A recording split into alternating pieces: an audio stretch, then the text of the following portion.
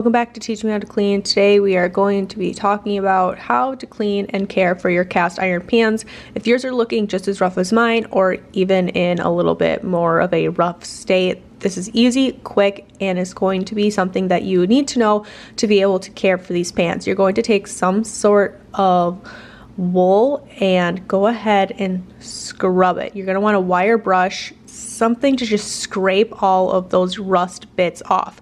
This is something that does take a little bit of elbow grease and a little bit of time, so proper maintenance and making sure that you're maintaining these regularly is the best option. You're going to see the flakes come off. That is part of the process. Once that happens, go ahead and rinse your pan. You can use soap if you want to. Dry completely with a towel. Put a little bit of oil in your pan, whether that be olive oil or a bacon grease or something like that. Go ahead and wipe your entire cast iron pan. Face it upside down in your oven at 350, 300 for about 20 minutes, 30 minutes, and these are how great your pans are going to come out, looking absolutely brand new. Thank you guys so much for watching. I hope that this helped you, and I will catch you guys in another video.